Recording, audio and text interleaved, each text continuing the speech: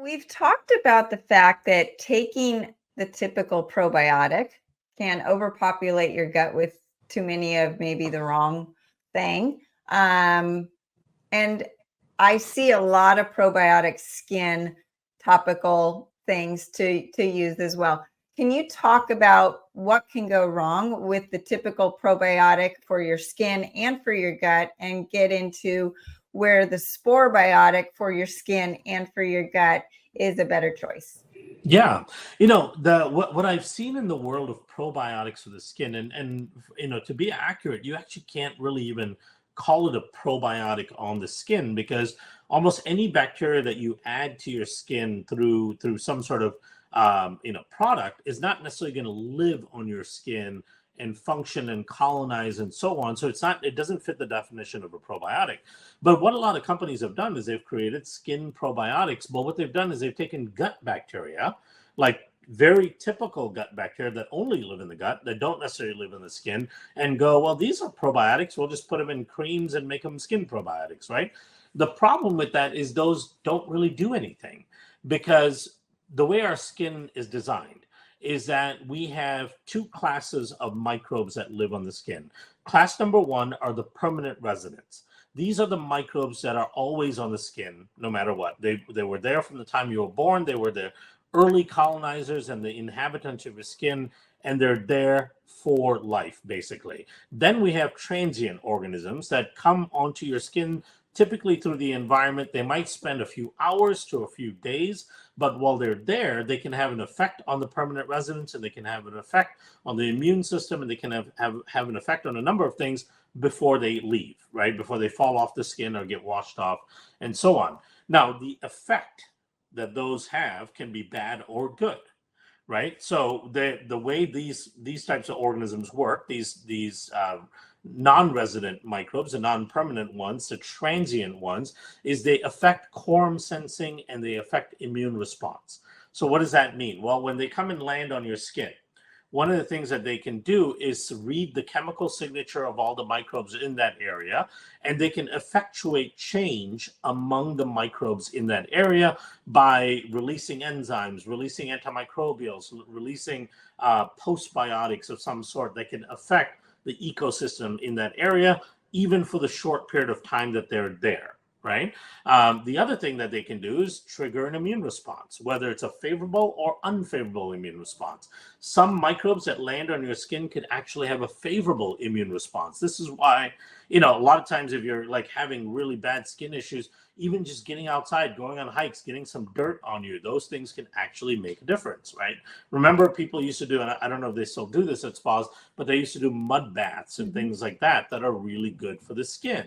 Now, there's minerals in there that are really good for the skin, but minerals aren't necessarily getting absorbed through the skin. They're acting as quorum sensing triggers on the skin. Also, that mud is loaded with microbes that have that quorum sensing effect, right? So when you think about good beneficial bacteria for the skin, what you really need is bacteria that can have a quorum sensing effect and has a modulatory effect on immune response on the skin, meaning it can reduce unfavorable immune responses, and it can change the microbiome in the given area where it lands in a favorable way.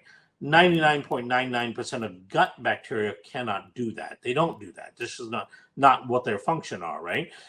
Spores are different. Now, why are spores different? Well, because if we keep in mind where we are supposed to naturally encounter spores, we're supposed to naturally encounter spores in the environment, right? Our ancestors ate off the land. They drank waters from rivers and streams. They foraged. They dug for roots and tubers. So they got a lot of dirt in their system. They engage with the dirt and the environment quite a bit. And through that, they got a lot of exposure to bacterial spores, both on their skin and internally as well. So through the course of human history, what has happened is we've had a symbiogenic adaptation with these spores where they can utilize their quorum sensing capability both in the gut and on the skin, right? That's one of the main ways that the spores work in the gut. That's how we fix leaky gut with the spores, is because when they go in there, they sense all the microbes in the area, they bring down the dysfunctional microbes, and they increase the growth of beneficial microbes. At the same time, they produce all these compounds that really help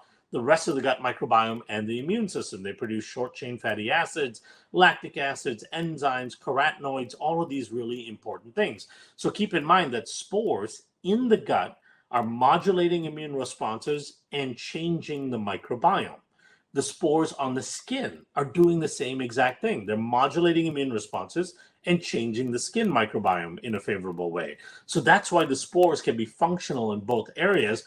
And that is supported by evolutionary medicine in humans, right? We've been encountering these organisms on our skin, in our digestive tract, in our respiratory tract since the dawn of mankind. And so that was the idea for us to go, well, let's see if spores can actually function on the skin. And sure enough, we found that they do quite dramatically.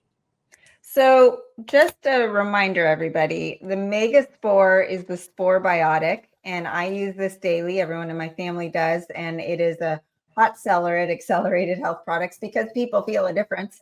And with the Mega Pre especially. And we talked about in our episode on weight loss that these two can help with weight loss regardless of what your diet is. Now, I don't recommend you just have any sort of diet, and I want to get into that in a minute.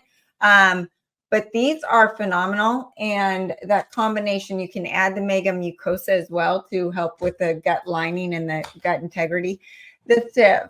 So after Kiran came on last time, I actually did a test with a group of ladies that were over 50 years old. So we're not talking about women who have acne or teenagers. We're talking about women that had wrinkles, and did a 30-day study, and every single one of them saw an improvement in their skin, the skin tone, the moisture. That was the biggest thing, was the moisture, and they loved the feel of their skin.